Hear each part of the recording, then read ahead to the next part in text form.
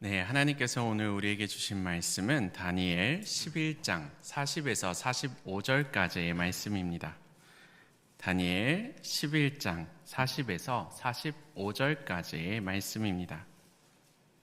오늘 말씀은 안성도 신순아 집사의 아들 안준용 청년이 봉독하도록 하겠습니다. 마지막 때에 남방왕이 그와 힘을 겨룰 것이나 북방왕이 병거와 마병과 많은 배로 회오리 바람처럼 그에게로 마주와서 그 여러 나라에 침공하여 물이 넘침같이 지나갈 것이요 그가 또 영화로운 땅에 들어갈 것이요 많은 나라를 패망하게 할 것이나 오직 에돔과 모압과 암몬 자손의 지도자들은 그의 손에서 벗어나리라. 그가 여러 나라들의 그의 손의 펴리니 애굽 땅도 면하지 못할 것이니 그가 건세로 애굽의 금, 은과 모든 보물을 차지할 것이요 리비아 사람과 구스 사람이 그의 시종이 되리라. 그러나 동북에서부터 소문이 이르러 그를 번민하게 하므로 그가 분노하여 나가서 많은 무리를 다 죽이며 멸망시키고자 할 것이요 그가 장막 궁전을 바다와 영화롭고 거룩한 산 사이에 세울 것이나 그의 종말이 이르리니 도와줄 자가 없으리라. 아멘. 아멘. 네, 이렇게 이른 새벽부터 나와서 말씀 봉독해준 우리 청년을 위해서 같이 박수로 응원해 주도록 하겠습니다. 오늘은 중직자의 찬양이 있습니다. 찬송가 304장을 부르실 텐데요. 1, 2절은 이제 중직자에서 부르시고 3절은 다 같이 부르도록 하겠습니다.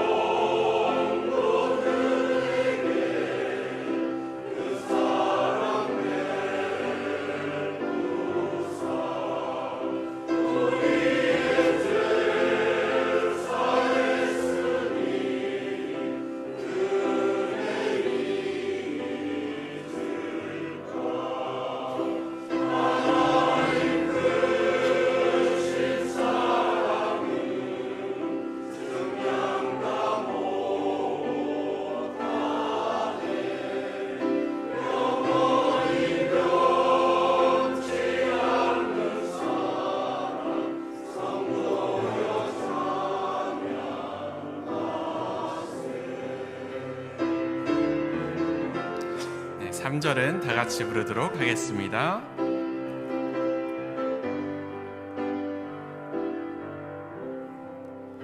하늘을 두루마리 삼고 바다를 먹을 삼아도 한없는 하나님의 사랑 다 기록할 수 없겠네.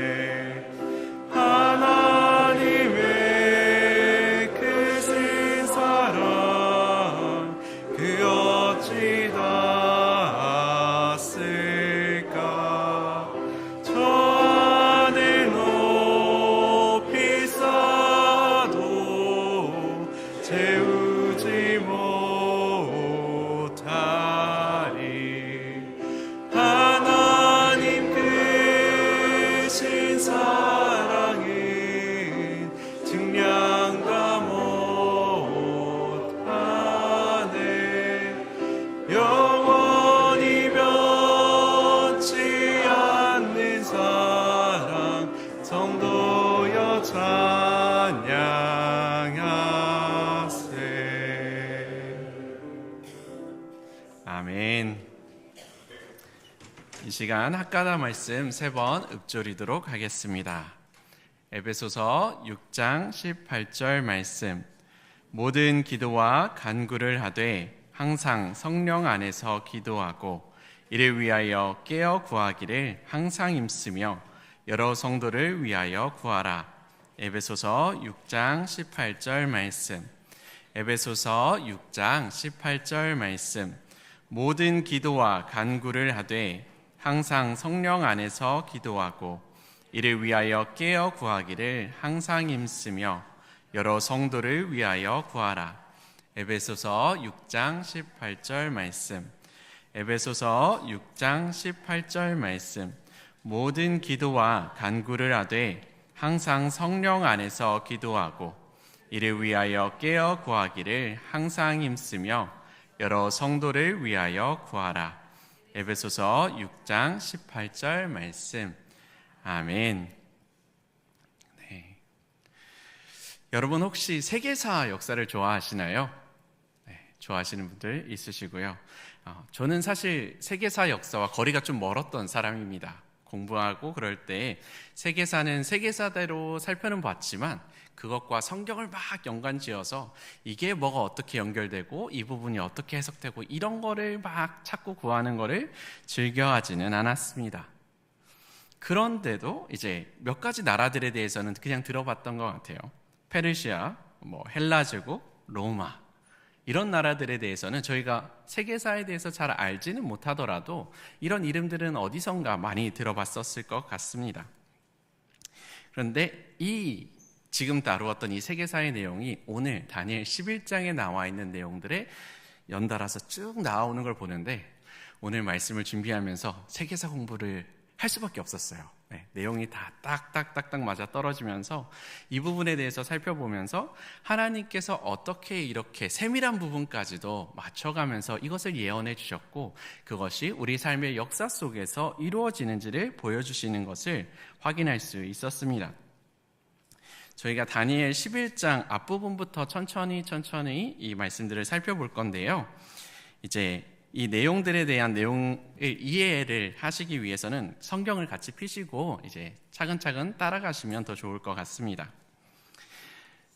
다른 배경에 대한 공부 없이 이렇게 다니엘 11장만 딱 읽고 넘어가게 된다 그러면 그냥 남방왕과 북방왕이 막 싸우는 이야기에 대해서만 다루는 것 같습니다. 이 남방왕이 어디에 어떤 나라인지도 잘 모르겠고 어디 밑에 붙어 있는 것 같은데 여기랑 북방왕이랑 막 이렇게 싸우는 것 같은데 대체 무슨 일이 벌어지는 건가 잘 모르는 상태로 그래도 끝날 때 되니까 끝나더라 이렇게 이해하고 넘어갈 것 같은데 이 부분을 이제 조금씩 해석하고 이제 살펴보면서 들어가게 되면 이게 한 번의 전쟁을 다루는 것들이 아니라 굉장히 많은 수대에 이루어지는 역사들이 하나하나 이렇게 들어가 있는 것들을 볼 수가 있습니다. 여기는 역사 내용들을 다 다루기에는 사실 오늘 새벽은 너무나도 짧고 부족하다고 이야기합니다. 이제 자료들을 찾아보려고 주석을 찾아보면 그 주석에서 쓰여 있는 것들도 이 주석에 이 내용들을 다 기입하기에는 할당된 페이지가 너무 적으니까 일부분만 기록하겠다 이렇게 적기도 할 만큼 굉장히 광범위한 내용들을 다루고 있는데 그러다 보니까 저희가 앞부분에 대한 부분들을 좀 살펴보고 맨 마지막에 있는 내용들을 같이 살펴보고자 합니다.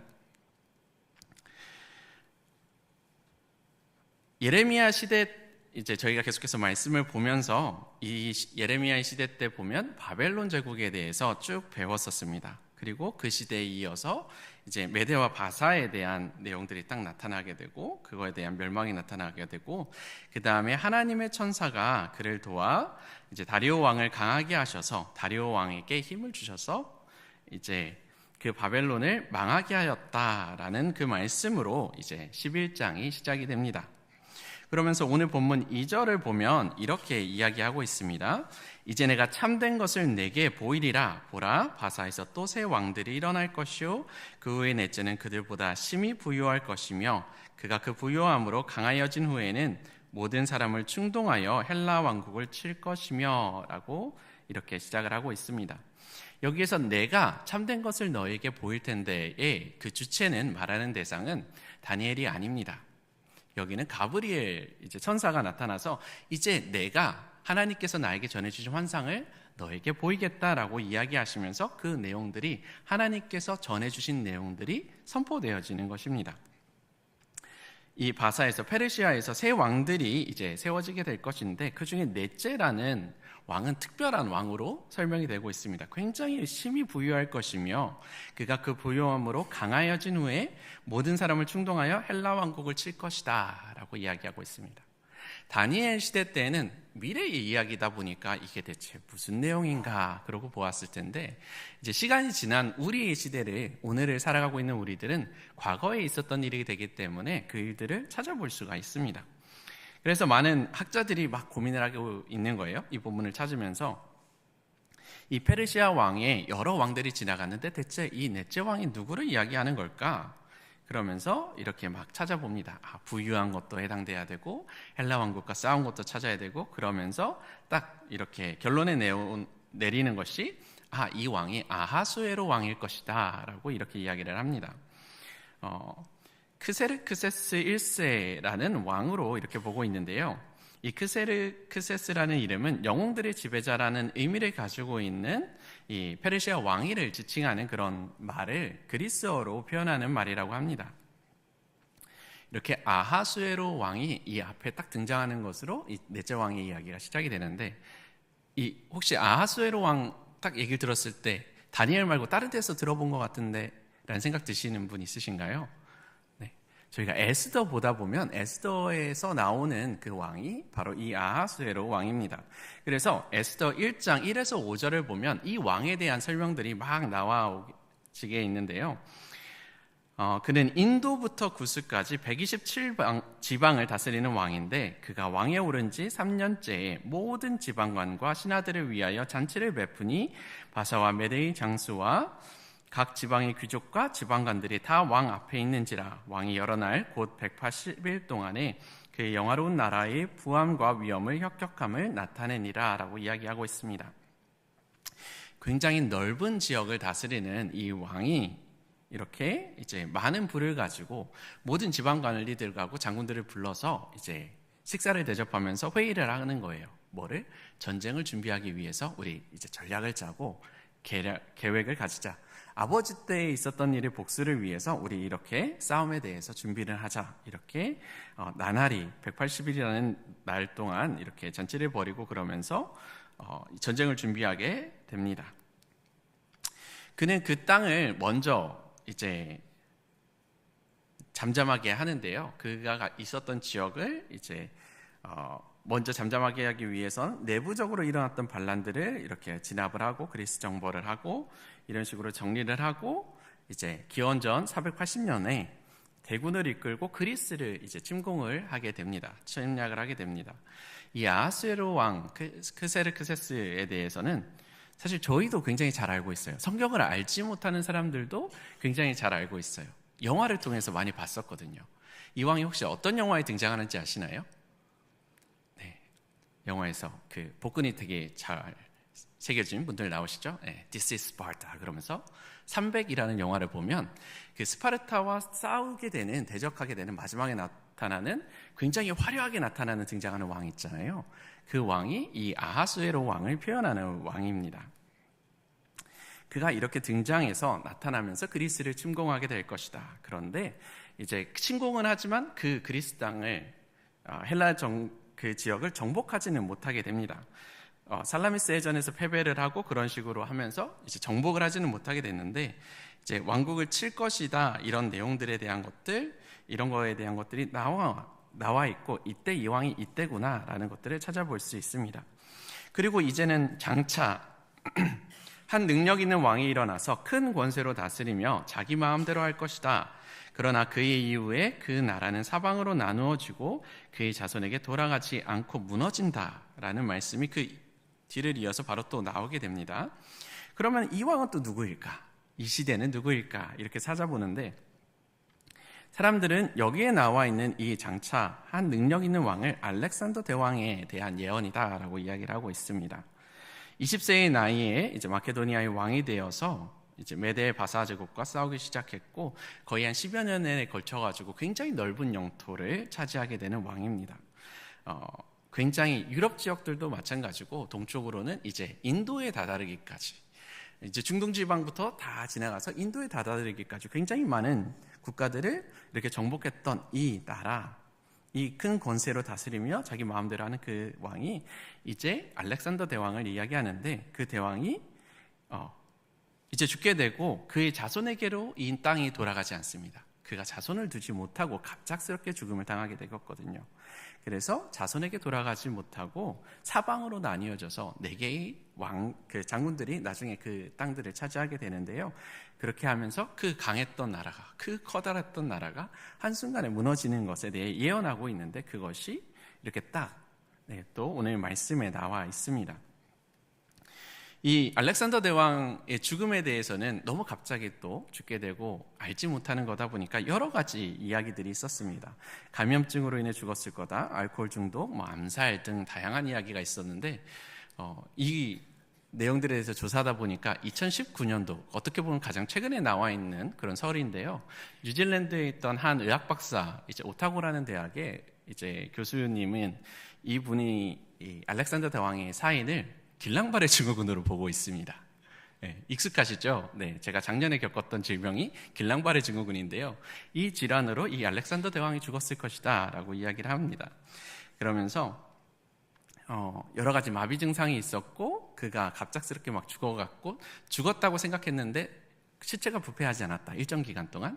그런 것들을 딱 집어봤을 때 이 사람이 길랑발의 증후군으로 해서 의식은 잃지 못하고, 그러니까 완전히 죽은 상태는 아니었는데 그 기간이 한 6일 정도 갔다가 그 이후에 죽었을 것이다, 이렇게 또 이야기를 나누더라고요. 그러면서 이렇게 또 알렉산더 대왕에 대해서도 새로운 것들을 또 배우게 되었었습니다. 감사하게 저는 오늘 이 자리에 나와서 말씀을 전할 수 있게 되었습니다. 그 알렉산더 대왕 이후에 제국은 4개의 나라로 나뉘어지는데, 밑에는 이집트 지역이 있는 밑부분에 대한 것이 나오는데, 그것이 이제 저희가 이제 본문에서 보는 남방왕에 대한 내용들은 이 이집트 지역을 차지한 나라라고 보시면 될 것 같아요. 그리고 여기가 이제 프톨레마이오스 지역이 있고요. 그리고 왕조의 지역이 있고, 그리고 시리아 이 위쪽에 있는, 이스라엘 위쪽으로 이제 중동 지방에 있는 그쪽 나라, 그쪽에 있는 것을 이제 셀레우코스라고, 이렇게 셀레우코스 왕조가 나중에 그쪽 자리에 들어서게 돼서, 위치적으로 프톨레마이오스가 밑에 있다 보니까 여기가 남방왕으로, 그리고 위에 있는 지역을 북쪽에 있다 보니까 북방왕으로 지칭을 해서 성경에서 남방왕과 북방왕이 계속해서 부딪히는 것들을 다루고 있습니다. 5절을 보면 남방의 왕은 강할 것이나 그 군주들 중 하나는 그보다 강하여 권세를 떨치리니 그의 권세가 심히 클 것이요 라고 말씀하는데, 이게 그 프톨레마이오스 1세를 의미하고 있습니다. 그리고 여기가 이렇게 굉장히 좋은 지역이죠. 그때 당시는 곡창 지역이었던 자리를 차지했었고, 위에 바벨론이 있었던 자리에는 이제 셀레우코스라는 이제 장군이 그쪽 지역을 차지하게 됐었는데, 이것이 좀 마음에 안 들었던 다른 장군이 있었어요. 그래서 안티고노스라는 장군이 이 바벨론 땅을 이제 빼앗습니다. 빼앗고 침략을 하게 되고, 셀레우코스는 바벨론을 이제 그 지역을 피해서 프톨레마이오스가 있는 남방 쪽으로 지나가서 그곳에서 내가 당신을 섬기겠습니다 그러면서 장군으로 이렇게 조금 일정 기간을 지내요. 그리고 나서 이 둘이 힘을 합쳐서 이제 안티고노스와 싸우게 되는데, 그러면서 그 땅을 되찾고 이제 셀레우코스가 이제 그 위쪽으로 다시 자리를 잡는 것이 나옵니다. 그 내용에 대한 내용이 성경에 그대로 나와 있어요. 이제 힘을 합쳐가지고 그들이 싸워가지고 위에서 싸우는 것들, 그런 것들에 대한 것들, 그 부분이 이제 4절에 대해서도 쭉 나오면서 이야기가 이어지게 됩니다. 근데 이렇게 해서 셀레우코스 왕조가 세워지게 되고 여기가 조금 더 잘 살아지게 되니까 이 나라가 점점 더 확장을 하게 됐어요. 그래서 인도 땅까지 되게 또 넓어지게 된 거예요. 중동 지역에서 끝까지 하면 굉장히 넓은 지역을 차지하게 되잖아요. 그러니까 이제까지는 잘 좋아졌던 밑에 있던 남방왕이 그 지역에서 알짜배기 땅이었던 일부 부역을 빼앗고 돌려주질 않습니다. 그런데 이제 신세를 진 것도 있고, 그러니까 그 세대 때에서는 그 문제가 더 깊어지진 않아요. 마음에는 안 들지만 그래도 얘가 나를 도와줬고 그랬으니까 그 시대에는 그냥 넘어가는데 후손의 때에 이르러서는 전쟁이 계속해서 이루어지고 있습니다. 이제 북쪽하고 남쪽하고 이렇게 하는데 이제 계속해서 싸우고 이런 것들이 이루어지게 되니까 이 상황들을 계속해서 지켜보니까 이대로 가면 끝도 없이 싸울 것 같은 거예요. 그래서 이 밑에 있던 왕이 이제 우리 그러면 어떻게 하면 평화를 얻을 수 있을까? 어떻게 하면 우리가 싸움을 가지지 않을 수 있을까라는 생각을 가지게 됐습니다. 그래서 이 남방왕이 계획을 합니다. 이 프톨레마이오스 2세가 우리 좀 싸움을 멈추고 우리 좀 협력을 해보자. 그러면서 평화협정을 하는데 위에 있던 이 북방왕의 손자가 있는데 거기 있는 손자하고 우리 딸하고 결혼을 시키면 그러면 그쪽도 평화가 되고 우리도 너네랑 안 싸워도 되지 않겠냐? 우리 이렇게 동맹을 맺자. 우리 평화협정을 맺자. 대신에 이제 거기에서 아들을 낳으면 그 딸에서 아들을 낳으면 그 아들이 너희 왕 이어갈 수 있도록 그거를 시켜줘. 딱 이렇게 이야기를 합니다. 그러면 그 이야기를 들으니까 그럴싸하잖아요. 근데 여기에 다른 문제가 하나 또 발생을 합니다. 여기 이제 북방왕이었던 자는 이미 그 손자가 아내가 있었어요. 아내가 있고 이제 자녀가 있었는데 이 평화협정을 해야 되니까 이 전에 자기가 가졌던 아내와 자식을 이제 떨쳐버립니다. 떼어버려요. 멀리 보내버립니다. 그러면서 새롭게 결혼을 하고 이렇게 아들을 또 낳게 됩니다. 그런데 세월이 또 지나가고 보니까 이 손자가 다시 또 전에 있던 그 아내가 생각이 나고 그래서 그 전 아내에게로 돌아갑니다. 그러게 되니까 그 아내가 어떤 일을 벌이게 되냐면 남편을 암살을 하고요. 그리고 새로 데려왔던 그 남방왕의 그 딸을 죽이고요. 그 밑에서 태어난 아기를 죽이게 됩니다. 왜냐하면 자기 아들이 있었던 자리들을 다 빼앗아 갔으니까 그것을 이제 다 자기가 죽이고 이제 자기의 아들을 왕으로 삼아 자기가 섭정을 하는 그런 게 시작이 됩니다. 이렇게 해서 또 위가 뒤집어졌어요. 그러니까 밑에가 또 가만히 있지 않는 거예요. 그러면 내가 보복하리라 그러고서 딱 올라가는데 이거에 대한 것도 성경에 계속해서 이어져 나가고 있습니다.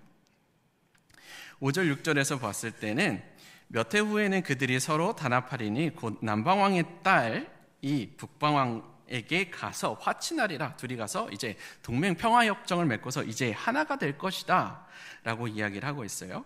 그런데 그 공주의 힘이 쇠하고 그 왕은 서지도 못하며 권세가 없어질 뿐만 아니라 이 공주가 그곳에 가서 자리를 빼앗게 되고 죽임을 당하게 되죠. 힘이 쇠하게 되고 왕은 서지도 못합니다. 그 왕도 죽임을 당하게 되고 권세를 빼앗깁니다.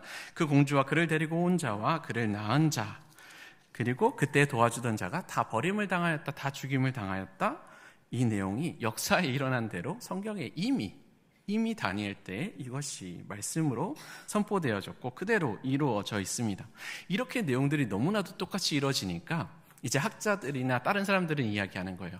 이 예언은 전에 쓰여진 게 아니라 일들이 다 벌어진 후에 그걸 다시 짜집어가지고 이야기를 한 것이다 라고 이야기할 만큼 이런 식으로 한 구절 한 구절에 담겨져 있는 내용들이 그대로 하나님께서 예언하신 대로 다니엘을 통해서 말씀하신 대로 이것들이 막 이루어지고 있습니다. 이렇게 이 남방왕의 딸이 죽게 되니까 그 손자도 또 죽게 되니까 이제 이 베로니스의 오빠, 이 딸의 오빠가 다음 왕이 돼서 복수하러 위에 올라가게 됩니다. 그 뒤에 나오는 내용이 이제 7절의 말씀입니다. 공주의 본 족속에서 난 자, 남방왕에 있었던 그쪽에 있던 그 가족 중에 한 사람이 왕위를 이어서 권세를 받아 왕이 되어서 북방왕의 군대를 치러 와서 그의 성에 들어가서 이렇게 땅하면서 이들이 일어나서 다시 복수하는 내용까지도 그대로 이루어지고 그게 그대로 쓰여져 있습니다. 그러면서 여기서 여러 물품들을 다 약탈해 가고 이제 빼앗아 돌아올 것이다 라고 이야기하고 있어요. 자, 빼앗아서 모든 것들을 빼앗고 딱 돌아왔어요. 복수하고 딱 왔어요. 그런데 위에 있던 북방왕한테는 약탈을 당한 게 되잖아요. 그러니까 얘네가 또 힘을 모아가지고 군대를 모아서 남방왕을 또 쳐들어가는데 그 사이에 돌아오는 일이 벌어지고 그것마저도 이미 성경에 그대로 예언되어 있습니다. 군대를 모아서 쳐들어가는 거 그리고 다시 돌아오는 내용들까지 이렇게 전쟁에 대한 내용들이 계속 이루어져 있습니다. 그리고 또 북방왕 안티오코스 이제 3세 때가 되어서 또 다음 세대가 계속해서 흘러가고 있는데요. 다시 큰 전쟁이 이루어지게 됩니다. 이 안티오코스 3세 때는 굉장히 또 군세가 강했던 때가 되는데요. 이야기했듯이 이제 중동 지역에서 인도 지역까지 굉장히 넓은 지역이잖아요. 그러다 보니까 다양한 민족들이 살고 굉장히 많은 문제들이 일어납니다. 반란도 끊임없이 일어나고요. 외부의 침략도 계속해서 일어나는데 이 안티오코스 왕인 이제 3세는 이제 그 모든 반란하고 이런 내정 같은 것들을 다 이제 잠재우고 이렇게 이제 남방 지역에 이제 또 싸움을 하러 가게 됩니다. 그래서 굉장히 많은 군인들이 서로 모여서 전쟁을 치르게 됩니다. 그러면서 이제는 끝났다. 그러면서 처음에는 북방왕 쪽이 군대가 이기고 있었거든요. 그러니까 막 치고 들어가는 거야. 이제 내가 남방왕의 왕을 치고 이들을 잡으면 끝이 난다. 끝까지 쫓아갔는데 너무 깊이 들어간 거예요. 그래서 오히려 그들이 당하게 됩니다. 오히려 패배를 당해요. 그런데 이제 그렇게 되는 것까지 오늘 성경 말씀에서 그대로 나와 있습니다. 그렇게 되니까 이제 이때 이후에 전쟁은 전쟁대로 치렀는데 북방은 패배해가지고 많은 힘을 빼앗겼고 남방은 이제 이기긴 이겼는데 너무 많은 피해가 있었던 거예요. 그래서 이후에 국력을 제대로 회복하지 못합니다. 그 왕조가 이제 쇠퇴하는 내용들이 이뤄져요. 이래서 굉장히 광활했던 나라, 알렉산더 대왕이 이루었던 그 강한 나라가 이렇게 내전을 끊임없이 하게 되면서 힘을 빼앗기게 된 거예요. 하나님께서 이렇게 개입하지 않으셨으면 이렇게까지 커다란 힘들을 계속 빼앗기지 않았을 텐데 이렇게 끊임없는 내전으로 힘이 빠지게 되고 그 와중에 이게 다 유럽의 동쪽에서 이루어지는 일이라면 서쪽에서는 로마가 이제 힘을 키워가면서 나오기 시작을 하는 거예요. 그들이 굳세어지게 되면서 여기는 한니발하고 막 싸우고 이러면서 둘이 이제 점점 강대하게 돼서 가운데서 맞부딪히게 됩니다. 이제 북방왕하고 이제 로마하고 이렇게 한번 딱 붙게 되는데 그 전쟁에서는 이제 북방왕이 완전히 참패를 당해요. 거의 2배가 넘어가는 훨씬 더 많은 군대를 가지고 있음에도 불구하고 상대도 안 될 정도로 너무 처참하게 패배를 하고 그 왕자들하고 여기는 다 포로로 끌려가게 되고 이렇게 너무나도 많은 피해를 보게 돼서 이제 그 다음부터 로마에 대해서는 꼼짝을 못합니다. 화들짝 놀라서 얘네가 뭐라 그러면 나중에 추후에 나와 있는 내용에서 로마가 뭐라 그러면 왕이 다 뺏은 것도 냅두고 돌아가고 이럴 정도로 이렇게 나오는데 그 내용들 계속 저희가 읽고 있는 내용들이에요. 이게 이제 18절, 19절까지 이렇게 나오는 내용들이 하나가 모든 이렇게 정확할 수가 있나, 이렇게 섬세한 것까지 맞을 수 있나 싶은 것들이 그대로 이어집니다. 20절에는 이제 그 왕위를 이을 자가 압제자를 그 나라의 아름다운 곳으로 두루다니게 할 것이나 그 분노함이나 싸움이나 이런 것들에 대한 이야기들을 다 다루고 있고 이제 내용들을 다루는데 이 내용들은 또 어떤 이야기냐, 이제 패배했어요. 로마한테 전쟁을 하니까 많은 배상금을 내야 되니까 그 배상금을 내기 위해서 일단 돈이 많은 데를 털어야 되잖아요. 그래서 이제 엘람 신전이라는 시절을 약탈을 하게 돼요. 그 왕은 돌아가서 이제 후대 왕이 약탈을 하게 되는데 오히려 성난 시민에 의해서 죽임을 당해서 굉장히 빠르게 죽임을 당하게 됩니다. 그게 이제 18절에 이제 다루었던 내용 이제 나누어졌었고요. 19절에 자기 땅 산성으로 향할 것이나 거쳐 넘어지고 다시는 보이지 아니하리라. 이렇게 자기 땅에서 죽임을 당하게 되고 그리고 이제 그 왕위를 받을 다음 왕이 이제 그 자리에 올라가게 되는데 여기 있는 압제자를 세금을 거두는 사람, 세리라고 이야기하죠. 그 세리라고 이야기하는데 이 세리를 전국 곳곳으로 보내가지고 이제 사람들한테 세금을 걷게 하였다는 이야기, 이런 것들이 이제 다음에 나오고 쭉 이어집니다. 저희가 시간이 굉장히 많이 지났죠. 20절까지 읽었습니다. 저희가 45절까지인데 여기까지가 20절까지예요. 그러니까 이거를 다 이 새벽에 이야기하고 다른 거를 안 더하고 이것만 이야기해도 이렇게 정확하게 되는 거예요. 그러니까 여기에 대한 내용은 여기까지 이렇게 이야기를 하고 다음에 대한 거는 이제 다음에 이야기를 할 텐데요.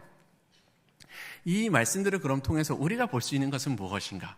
일부러 앞에 부분이지만 짧지만 계속 디테일하게 하나하나씩 이거를 언급을 했었던 거는 하나님께서 예언하셨던 것들이 이토록 정확하게 이루어진다. 정말 사람들은 생각하지도 상상하지도 못하는 방법으로 하나님께서 역사를 이루어 가시는데, 아무리 사람들이 지혜롭다고 이야기하고 내가 잘 알지라 그러는데 하나님의 커다란 계획 속에 다 있는 거예요. 하나님께서 진행하신 큰 그림 속에 하나님께서 이끄시는 대로 그대로 이루어지는 것들을 볼 수 있습니다. 그런데 이런 그 하나님의 역사하심과 일하심을 그럼 보는 우리들은 어떻게 살아가야 될까요? 어떻게 이것을 보며 지켜가야 될까요? 어떤 것들을 깨달을 수 있어야 될까요? 첫 번째는 이 말씀들을 통해서 왜 하나님께서 다니엘 때에 이 말씀을 주셨을까? 하나님께서 왜 이루어지기도 훨씬 전에 이 말씀을 주시면서 이게 이루어질 것이다 라고 이야기하셨는데 왜 이것을 주셨을까를 보았을 때, 이것을 통해서 이스라엘 백성이, 이것을 통해서 오늘날을 살아가는 우리가 하나님에 대해서 확실한 믿음을 갖기를 원하셨을 것 같아요. 하나님에 대한 믿음, 이토록 미리 이야기하시고 이토록 정확하게 이루어진 것들을 보면서 내가 이렇게까지 정밀하게 이뤄가는데 지금까지 이루어졌던 것들이 그대로 이루어졌는데 앞으로 남은 일들 또한 그대로 이루어지지 않겠냐. 하나님께서 구약을 통해서 계속 이야기하시는 것은 하나님의 사랑을 이야기하시면서 예수 그리스도를 보내주신다고 이야기하시고 구원자를 보내주신다고 하시고 그것에 대한 이야기들, 그 이후의 심판까지 쭉 이야기하시는데, 내가 이제까지 이 모든 것들을 이토록 정확하게 이루어가는데 내가 그 이후의 것도 이루어가지 않겠느냐. 너희가 나를 향한 그 믿음을 새롭게 가졌으면 좋겠다. 이렇게 말씀하시는 거예요. 우리가 그래서 이 말씀을 통해서 예수 그리스도가 오시는 것, 그리고 그를 통해서 이루어지신 것, 그 이후에 이제 다시 오시는 그 재림에까지 하나님께서 약속하신 그 기적들은 예언하신 대로 그대로 이루어질 것이다. 우리가 그날과 그때는 알 수 없지만 하나님께서 말씀하신 것은 이토록 정밀하게 이루어지는 것처럼 우리의 삶 가운데 이루어질 것이라는 것을 이제 확신하고 믿기 원합니다. 안타까운 것은 점점 오늘을 살아가는 우리들일수록 믿음에 대한 흔들림이 많습니다. 세상을 돌아가면서 여러 가지 어려움과 역경을 마주하면서 이런 때에 하나님 어디 계십니까? 이토록 좌절하는데 어디 계십니까? 하나님 어디 계십니까? 이렇게 이야기하는데, 그런 가운데서도 하나님께서 보여주신 이 기적들을 믿고 보며 이렇게 주님을 신뢰하며 나아갈 수 있는 그런 우리들 되길 소망합니다. 두 번째로 하나님께서는 우리에게 소망을 주십니다. 오늘 다루지 않았던 내용 중에 보면은 적그리스도를 이제 나타내는 것 같은 안티오코스 4세가 나옵니다. 안티오코스 에피파네스라고 불리는 이 왕은 이때는 별의별 일들이 다 벌어졌어요. 성전에 제우스 신상을 이제 본뜬 자기의 신상을 딱 세워놓고 사람들이 절하게 만듭니다. 하나님께서 부정하다고 이야기하시는 그 제지를 가져다가 거기에서 희생 제물로 드리게 그렇게 하고요. 이스라엘 백성들을 그렇게 많이 핍박하고 괴롭힙니다. 그러면서 힘든 그런 모든 과정들이 다 계속해서 이어지게 하는데, 하나님께서는 그 가운데에서 이제 보여주시는 것은 그 이후에 그때에도 끝이 있고 그 이후에 이제 이렇게 진행될 것이다.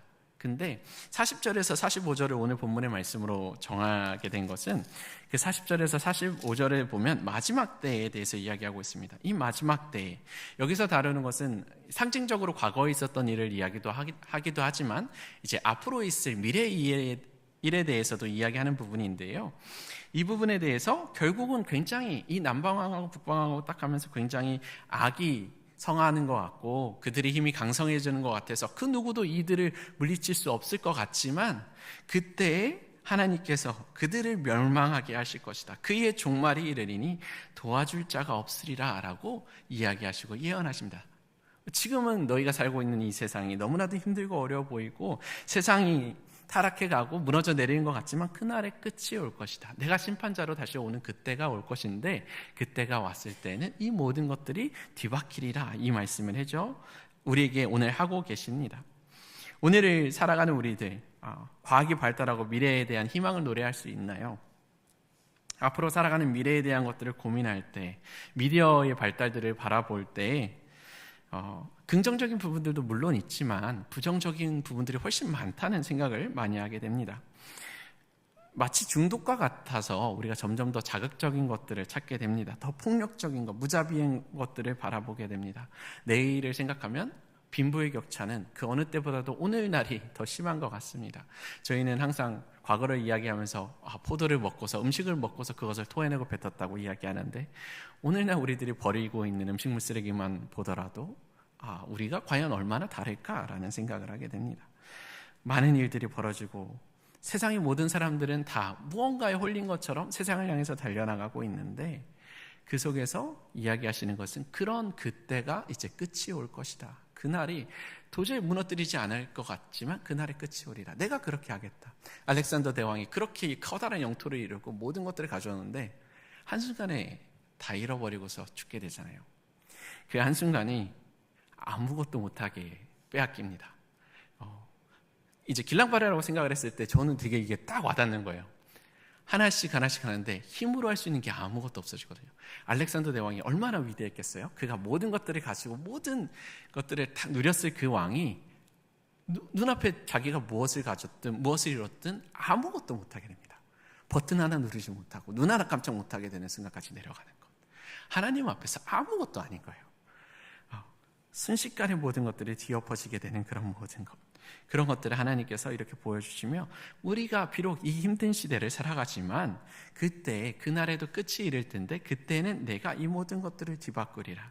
하나님께서 이 모든 것들을 통치하시고 하나님만이 모든 것의 주권자가 되시니 그 하나님을 의지하고 신뢰하고 그 하나님께 더욱더 예비하며 나아갈 때 우리가 이 어려움들을 주님 앞에서 같이 해결해 나갈 수 있고 주님만을 의지하며 나아갈 수 있게 됩니다. 영원할 것 같았던 바벨론이 무너지고 메대와 바사가 무너지고 헬라 제국이 무너지고 로마도 무너지고 정말로 그때 보면 이 나라는 영원할 텐데 이런 모든 나라가 다 무너지는 것을 봅니다. 그런데 그 모든 것들 가운데 하나님의 역사하심이 있으신 것을 봅니다. 오늘 저희가 다니엘 11장을 어떻게 보면 전반부랑 끝에 조금밖에 보질 못했어요. 굉장히 짧은 내용으로 이야기하니까 디테일하게 하나하나 더 세밀하게 들어가지 못하고 그냥 대략적으로 너무 정신없이 두서없이 이야기하는데 그런 것들만 보더라도 우리가 알 수 있는 것은 하나님 너무 정확하시다. 너무 대단하게 이런 것들을 이뤄가시고 그런 모든 것들을 아시는 하나님이시구나.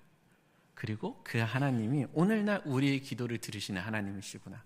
이 커다란 역사를 이루어가시는 하나님이 오늘날 나와 함께 하시는 하나님이시구나. 우리의 앞길을 비춰주시고 나의 기도를 응답하시는 분이 바로 이 하나님이시구나. 오늘 내가 부르짖고 주님을 찾을 때 내가 너를 위해서 나한테 부르짖어라. 내가 너한테 응답해 줄게. 네가 알지 못하는 크고 은밀한 그 일들 내가 너를 위해서 알려줄게. 이야기하시는 그 하나님 앞에 우리가 나아가며 그 하나님께 희망을 가지고 정말로 세상이 헛된 것이 아닌 주님만을 의지하며 나아가는 그런 우리 귀한 성도님들 되길 소망합니다. 이 시대를 살아가지만 우리는 이 시대에 속하는 것이 아니라 정말로 하늘에 속한 자로 하나님의 자녀로 그 정체성을 세우며 그리스도인으로 마지막 주님 오신 그날까지 주님께서 약속하신 그날까지 승리의 삶을 살아가는 귀한 우리 주의 백성들 되길 소망합니다. 함께 기도드리도록 하겠습니다. 사랑이 많으신 하나님 감사합니다. 우리에게 간접적으로나마 하나님의 위대하심을 알려주시고 보여주셔서 감사합니다.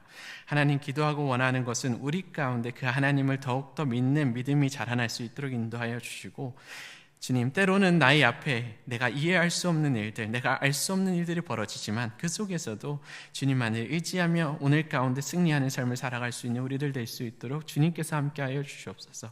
우리 주님 주의 자녀들의 손을 붙잡아 주시고 우리들이 주님을 찾고 구할 때 주님 응답하여 주시며 우리들에게 우리가 알지 못하는 크고 놀라운 일들 그 비밀한 일들을 보여주시고 우리에게 약속하신 그것이 반드시 이루어지리라. 하나님께서 다시 오신다는 그 재림의 그 약속이 반드시 이루어지리라는 것을 우리가 마음에 늘 새기며 주님께서 다시 오실 그날을 기대하고 준비하는 아버지 그런 신부된 자로 살아갈 수 있는 우리들 될 수 있도록 주님께서 함께하여 주시옵소서.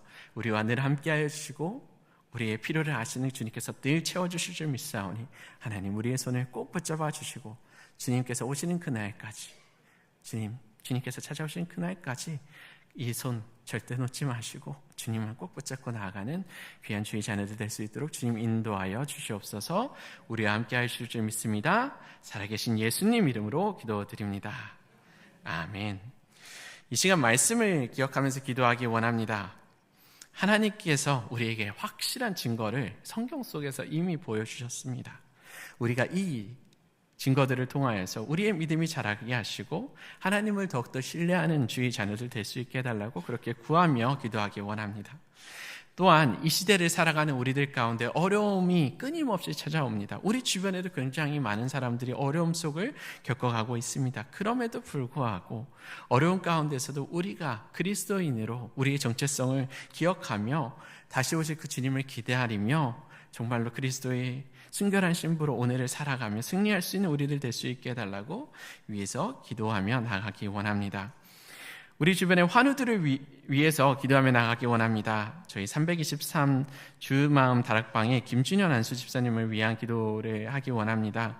오늘 오후 신촌 세브란스 병원에서 담낭 제거 수술을 하시게 되는데요. 복강경 수술을 진행하신다고 하십니다. 전신 마취가 필요한 이런 시술인데요. 이 모든 과정 가운데 하나님께서 함께하여 주셔서 잘 치료될 수 있도록 이렇게 위해서 기도해 주시기 원합니다. 이 담낭에 돌이 꽉 차 있는 상태라서 언제든지 응급 상황으로 진행될 수 있으니까 이것을 위해서 계속해서 기도해 주시고 이것이 잘 회복되도록 기도해 주시고 당 수치가 더 오르지 않도록 이것을 통해서 당도 잘 회복될 수 있도록 위해서 기도해 주시기 원합니다. 그 이후의 회복까지도 위해서 기도해 주시고, 그리고 임명혜 권사님의 남편 우리 장용영 성도님 뇌경색으로 스텐트 시술을 하셨는데 그 모든 회복 가운데서도 주님께서 정말로 깨끗하게 치유해 달라고 이렇게 위해서 기도해 주시고, 저희 170 한나다락방에 강춘정 원사님 발목뼈 부러지셔서 수술 진행하시고 지금 입원하셔서 재활하시고 진행을 하시는데 그 과정 가운데서 주님께서 만져주시고 치유하여 주셔서 정말로 모든 질병으로부터 우리가 자유함을 누릴 수 있도록 위해서 같이 기도해 주시기 원합니다. 그 외에도 저희 주변에 정말로 여러 가지 질병들로 고통당하시는 많은 환우님들 계시는데 그분들을 생각하시면서 기도하기 원합니다. 육체적인 질병도 있고 마음의 질병들도 있는데 이런 모든 것들 주님 치유해 달라고, 그리고 그 환우를 돌보는 가정, 그 돌보는 보호자를 위해서 기도하기 원합니다. 이게 장기간 지속되면 정말로 이 간병이라는 것이 굉장히 어려워지는데 그 모든 가운데서도 주님께서 붙잡아 주셔서 이거를 잘 진행해 나갈 수 있도록 새 힘을 늘 더해달라고 위해서 기도해 주시기 원합니다. 군에서 복무하고 있는 자녀들을 위해서 기도해 주시기 원합니다. 비록 지금 있는 위치는 군대이지만 그곳에서 하나님의 복음을 들으며 하나님의 군사로 자라날 수 있는 우리 자녀 될 수 있도록 위해서 기도해 주시기 원합니다. 교회에서 진행되고 있는 여러 사역들을 위해 또한 기도해 주시기 원합니다. 오늘 오전 10시 30분에 다락방 개강 예배가 진행이 되는데요.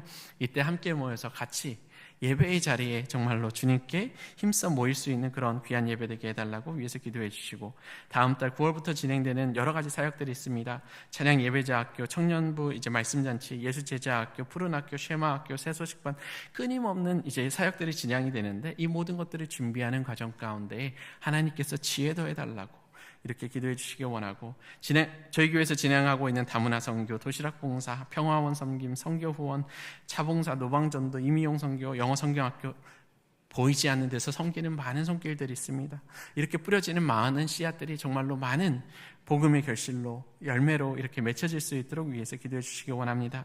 또한 교회에서 청빙위원회가 계속해서 저희 교회의 다음 리더를 찾기 위해서 열심을 다하고 있습니다. 이 리더십이 교체돼 가고 이렇게 잘 진행될 수 있도록 위해서 기도해 주시되, 이 모든 과정 가운데 정말 또 우리 교회 성도님들의 마음을 잘 굳세게 지켜달라고, 그리고 우리가 힘을 잘 모아서 다시 달려나가야 될 때 힘차게 달려나갈 수 있는, 다른 박질할 수 있는 우리들 될 수 있도록 교회 공동체를 위해서 기도해 주시기 원합니다.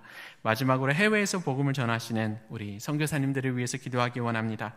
섬기시는 그 자리에서 예수 그리스도를 뿌리는 그 씨앗이 잘 심겨지고 좋은 결실을 맺을 수 있도록, 그리고 그 결실들을 가지고 하나님께 다가갈 수 있도록 그렇게 위해서 우리 선교사님들을 위해서 기도해 주시고, 가지고 계신 각자의 개인 기도로 마무리하신 후에 돌아가시면 되겠습니다. 함께 기도하겠습니다.